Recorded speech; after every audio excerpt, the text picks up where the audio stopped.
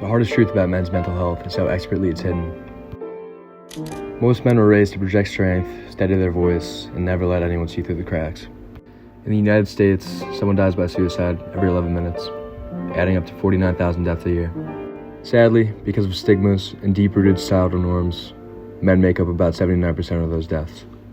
By the end of this class period, about 4 men will lose their battle with mental health.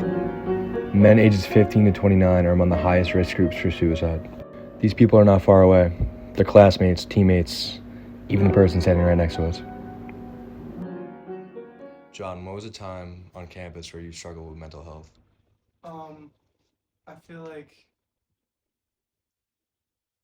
coming back from Thanksgiving break, I did not do work over that week, and I had a lot on my plate going into finals week, so I kind of struggled getting all my work in, and that was really stressful, and it drove me nuts.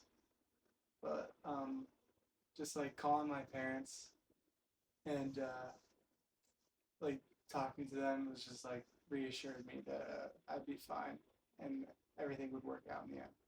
Dealing with these issues, have you ever considered using counseling? If not, have you used any other resources on campus? Um, I've not considered uh, taking any talking to anybody, but resources as far as that goes, maybe just using the Mac, the gym, going to the that music room in Fisher, just releasing stress, getting away from the computer and the books, and just focusing your mind on something else. In our conversations with seniors here at Bryant, a clear pattern emerged. When men do reach out for support, they turn to the things that feel safest. Music that grounds them, physical exercise that helps them release stress, or talking to the few family members they actually trust to listen. But not everyone has that emotional circle.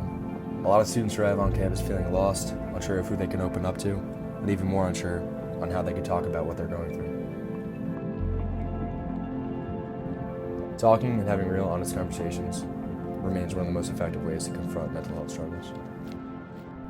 For students that aren't fortunate enough to have built-in support systems, awareness of Bryant's counseling services becomes essential. One of the most important things we can do as men is recognize the pressures we're carrying instead of pretending they don't exist. Society sets standards for us that are unrealistic, to always be strong, to always be successful, always be in control. And sometimes we fall short.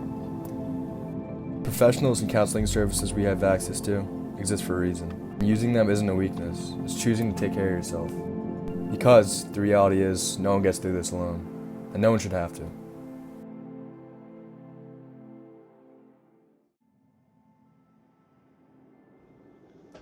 When you look back at your 4 years at Bryant, what has been the most emotionally draining moment for you?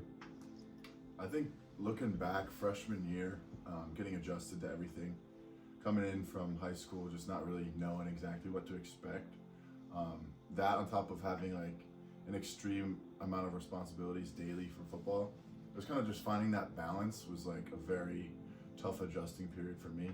And yeah, that was probably the most stressful part on my mind throughout my experience here at Bryant. Okay, so as an athlete, do you feel pressure to stay mentally strong because the fact that you're an athlete, even when you're not feeling that way inside?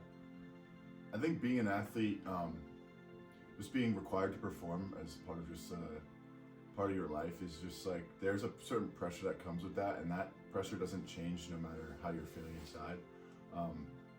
So the best way I could kind of mitigate this is just having my personal issues be my personal issues, and not having my athletic performance be swayed by those personal issues. It's a tough task, definitely, but I think keeping those two aspects of your life separate is just the best way to kind of just control what you can control and perform the best you can. Okay, so do you think men on this campus feel comfortable opening up about what they're dealing with? Why or why not? I think that really depends on who you're talking to. I think as a whole, it's still like a taboo subject. I don't think it's like I can't walk up to anyone on campus and be like, just because I'm at Bryant, I can't be like, hey, like I've been struggling, like it's not all good here. But I definitely think that Bryant has the the opportunity to kind of meet like a smaller group of friends, and in that small group of friends, I know for myself, I've found definitely people that I can trust enough to just at least let them know if I'm struggling a little bit, But yeah, I don't think.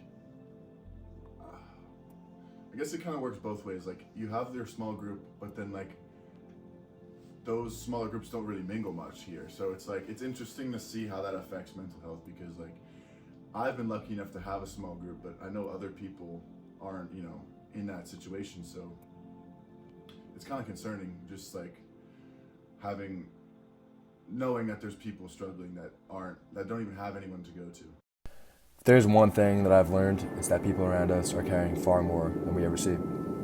I once heard a quote that says, "A star shines brightest right before it burns out." And sometimes the happiest, strongly looking friends are the ones that are hurting the most.